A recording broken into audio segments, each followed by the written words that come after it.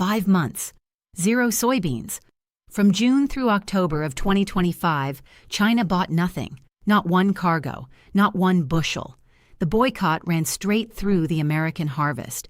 Combines rolled, bins filled, barges waited. The biggest buyer in the world simply stopped answering. Then came November. American soybean exports to China that month, $21.83 million. November of the year before, $2.67 billion. That is a collapse of 99.18% in a single month. In the single largest agricultural export market the United States has ever had. 99%. Not a slowdown, not a soft quarter, a market that essentially stopped existing. And here is the part almost nobody covered. When the dust settled, when a truce was signed and the headlines moved on, a senior member of Congress sat down and put a question to the Secretary of Agriculture in writing, not a speech, not a press release, a formal letter. And what that letter revealed was not a number. It was an admission about what Washington actually knows and does not know, about how much of the American economy sits inside China's reach. Hold on to that. Because the soybean story only makes sense once you hear what that letter says. Start with the physical reality, because this did not begin in a trade office. It began in the dirt. Starting in late May of 2025, China halted purchases of American soybeans entirely in retaliation for the Trump administration's tariffs. That timing matters more than any percentage. American soybeans come out of the ground in September and October. That is the window. That is when the crop moves, when the elevators fill, when the cash flows that pay for seed, fertilizer, fuel, and the operating loan taken out the previous winter. China stopped buying in late May and did not resume until the truce in the fall. The boycott was aimed, whether by design or by luck, at the exact moment the American farmer had the least flexibility and the most product. Now put a number on the year, not just the month. From January through August of 2025, total American soybean exports to China came to 218 million bushels. In the same 8 months of 2024, that figure was 985 million bushels. Nearly a billion bushels down to roughly a fifth of that. And remember what China was before this. China was not one customer among many.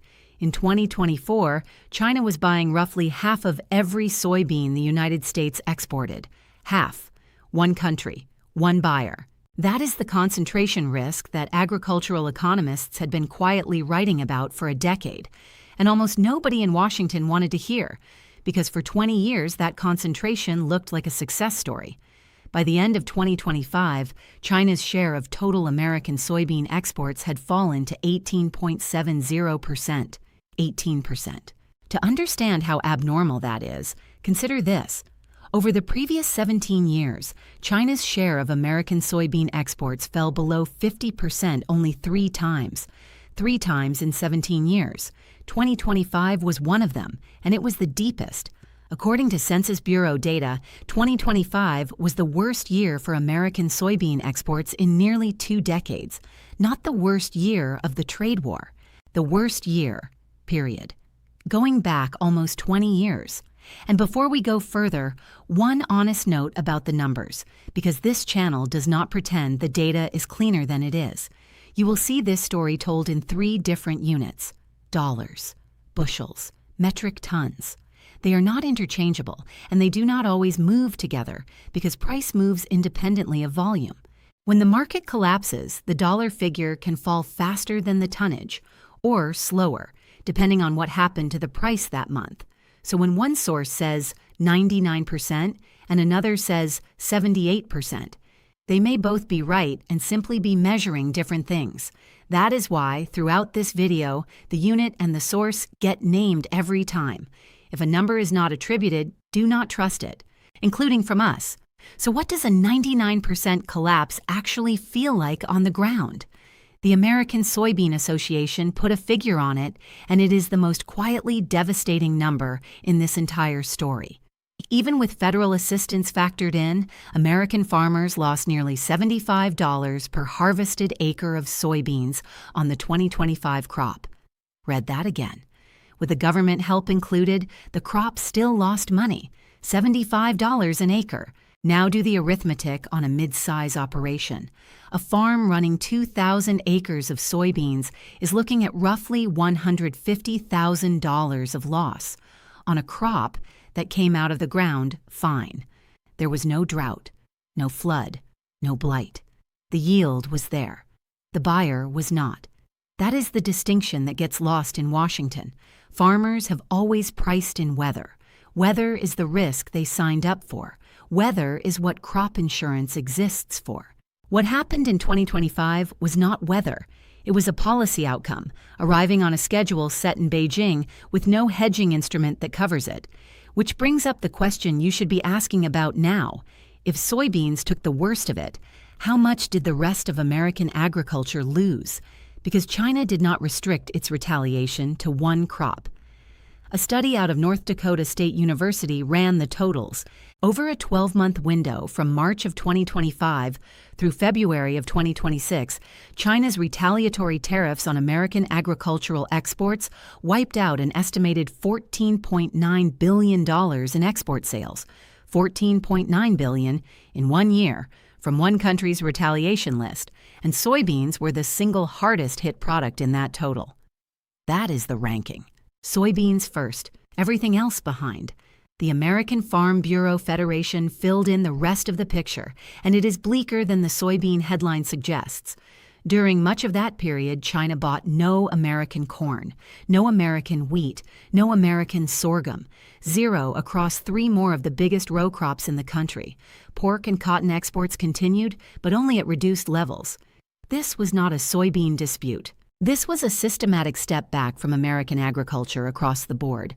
Total American agricultural exports to China came to roughly $17 billion in 2025.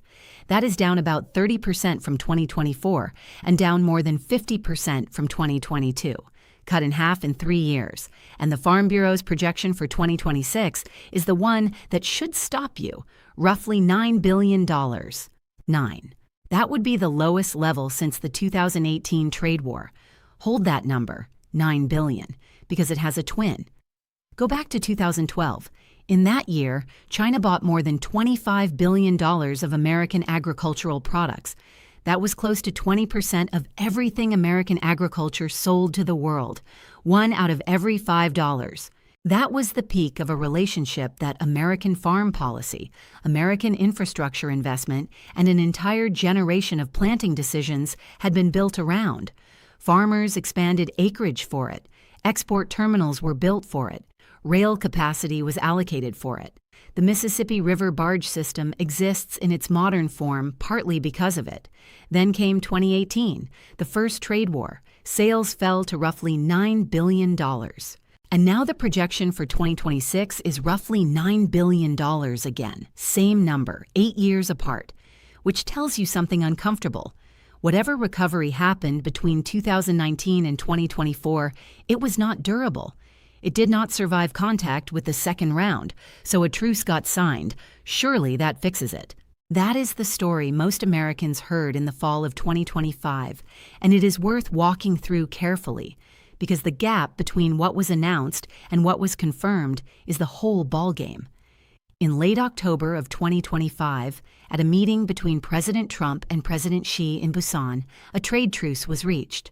Under the terms announced by the American side, China committed to purchasing 12 million metric tons of American soybeans by the end of 2025 and 25 million metric tons per year starting in 2026. Big numbers. Delivered as a win. Headlines followed. Markets moved. Then, in December of 2025, the ranking member of the House Committee on Agriculture sent a formal letter to the Secretary of Agriculture, and that letter did 3 things that the press conference did not. First, it did the math on the 12 million tons. Against what China actually imported from the United States in 2024, 12 million metric tons represents just 44.7% of that volume, less than half. So the headline commitment, the one framed as a rescue, would still leave American soybean exports to China at under half of where they were before the boycott started. That is not recovery. On the numbers, that is a managed decline with a signing ceremony attached. Second, and this is the sentence that should have been the story. As of that letter, China had not confirmed any of the terms announced by the American government. Not the 12 million tons, not the 25 million tons a year, none of it. The commitments existed as an American announcement about a Chinese intention, and a purchase target that only one party has stated publicly is not a contract. It is a hope with a number attached. Third, the letter went back and looked at what happened the last time. During the first Trump administration, American soybean exports to China fell from a record of 36 million metric tons to fewer than 9 million metric tons. And here is the finding that matters more than any single year's data. The United States never fully recovered the market share it lost to Brazil. Never fully recovered. Not in 2019, not in 2021, when Chinese demand rebounded hard, not by 2024. That is the thing about lost market share in a commodity business. It does not sit in a warehouse waiting for you to come back. It gets planted somewhere else, which raises the question that should be keeping American agricultural policy awake at night. If China does not actually need American soybeans anymore, what exactly is the leverage? Because China did not spend 2025 going hungry. China spent 2025 buying from Brazil and Argentina. And critically, that migration of demand to South American suppliers was already well underway before the November truce. It was not a reaction to the truce. It was a reaction to the risk. Chinese buyers, crushers, and state purchasers shifted their sourcing, locked in South American supply, and that shift suppressed American exports across the entire 2025 to 2026 crop season, truce or no truce. Understand what that means structurally. Brazil has spent 2 decades expanding soybean acreage, building port capacity, and paving the roads that move the crop out of the interior.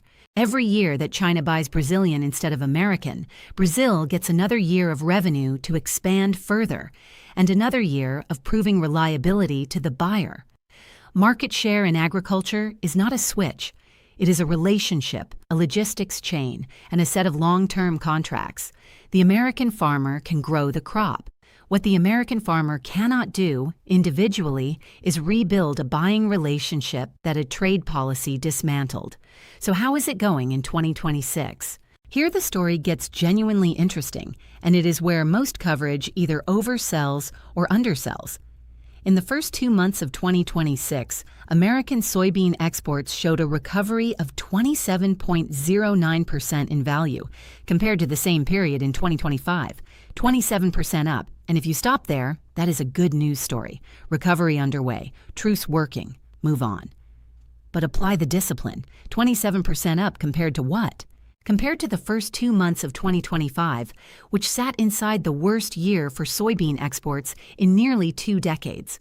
When your baseline is the bottom of a 20-year trough, a 27% gain does not get you back to normal. It gets you a little way off the floor. Analysts have flagged exactly this. The 2026 rebound should be read as recovery from a weak base, not as evidence that the damage is over. Percentage recoveries measured against catastrophic baselines are the most misleading statistic in economics, and they show up in every recovery narrative, in every sector, in every country, because they are technically true and functionally useless. The honest read is this: the soybeans are moving again. The volume is nowhere near 2024. The written commitments remain at the level of confirmed Chinese agreement, thin. And the structural shift towards South American supply has not reversed because there is no obvious reason for it to. And now we come back to the letter, the other one, because there were 2. In October of 2025, the ranking member of the Select Committee on China sent a separate letter, and this one was not about agriculture at all. It was about rare earths. It laid out the exposure. China controls approximately 70% of global rare earth mining and more than 90% of the world's magnet manufacturing capacity. Not 70% of one step, 70% of the mining and over 90% of the manufacturing that turns those minerals into the magnets inside electric motors wind turbines, hard drives, precision-guided munitions, and the actuators in an F-35. And inside that letter about rare earths, soybeans appear. Not as a farm issue, as the second example, as evidence of a pattern. The argument is straightforward and, once you see it, hard to unsee. Economic interdependence with China can convert into economic risk exposure very quickly, and it can do so in sectors that have nothing structurally in common. Rare earth magnets and soybeans share no supply chain, no industry association, no congressional committee, no regulatory agency. What they share is a single counterparty with the demonstrated willingness to switch the flow off and the demonstrated capacity to absorb the cost of doing it. And then the letter makes the admission that gives this video its title. The letter states that the United States lacks a coordinated federal framework to map, monitor, and mitigate this kind of risk across other sectors. Not that the framework is inadequate, not that it is underfunded, that it does not exist as a coordinated federal function. And the letter names where else this exposure sits: pharmaceutical products, active pharmaceutical ingredients, the actual chemical compounds inside the medications in American medicine cabinets, industrial chemicals, industrial machinery. Sit with that list, rare earths, and the country loses access to magnets. Soybeans and a farm belt loses $75 an acre. Active pharmaceutical ingredients. And what exactly is the contingency plan there? Nobody in this story has claimed to know. That is precisely what the letter is complaining about. So let us close the loop we opened at the start. The question was, what did Congress admit? Two things in two letters from two committees. First, from agriculture. The announced deal recovers less than half of the 2024 volume. China had not confirmed the terms, and the United States never fully recovered the market share it lost to Brazil the last time this happened. Second, from the Select Committee on China, there is no coordinated federal system for identifying which other sectors are sitting in the same position that soybeans were sitting in during May of 2025. No system. Which means the identification of the next vulnerable sector will happen the way this one happened. Not through analysis, through a phone call that does not come, through 5 months of silence and a 99% number in a monthly trade report. And notice how ordinary the warning signs were in retrospect. One buyer taking half your export volume was not a hidden fact. It was published annually by the USDA for years. Everybody in the industry knew it. It just never got classified as a risk because for 2 decades it kept generating revenue. That is the actual mechanism here. And it is worth stating plainly because it applies well beyond farming. Dependence and prosperity look identical right up until the moment the counterparty decides otherwise. The revenue line and the vulnerability line are the same line. You only find out which one you were looking at when the payments stop. So here is what we can say with confidence, and here is where the honest analysis stops. What is documented? The 5-month boycott from June to October of 2025. The 99.18% November collapse, 218 million bushels versus 985 million, an 18.70% market share, one of only 3 sub-50 readings in 17 years. The worst export year in nearly 2 decades on Census Bureau data. Nearly $75 lost per harvested acre even after federal assistance, per the American Soybean Association. $14.9 billion in eliminated agricultural export sales over 12 months per North Dakota State University. Roughly $17 billion in total agricultural exports to China in 2025, down about 30% year over year and more than 50% from 2022, with a 2026 projection near $9 billion, per the American Farm Bureau Federation. 12 million metric tons committed, equal to 44.7% of 2024 volume, unconfirmed by Beijing as of December 2025. What is not known, whether the 25 million metric tons per year materializes in 2026 and beyond. Whether Brazilian and Argentine market share proves permanent, as it largely did after 2018. Whether the 27% early 2026 uptick becomes a genuine recovery or stays a statistical artifact of a terrible baseline. And whether any coordinated federal framework for mapping this exposure ever gets built, or whether the pharmaceutical ingredient supply chain becomes the third example in somebody's letter 2 years from now. This channel has walked through the rare earth story. 70% of the mining, over 90% of the magnets. Now the soybean story, which arrived from a completely different direction and produced the same shape. Total dependence, sudden interruption, partial and unverified recovery, permanent structural loss of position. 2 sectors, 1 pattern, and a ranking member of Congress writing on the record that nobody has been assigned the job of finding the third one. The American farmer already knows what that feels like. The question is who finds out next, and how long the silence lasts before anybody in Washington notices the phone has stopped ringing. If you want the rare earth breakdown that this story connects to, it is linked. And if you think there is a sector on that list, pharmaceuticals, industrial chemicals, machinery, that deserves this same treatment next, say which one and why.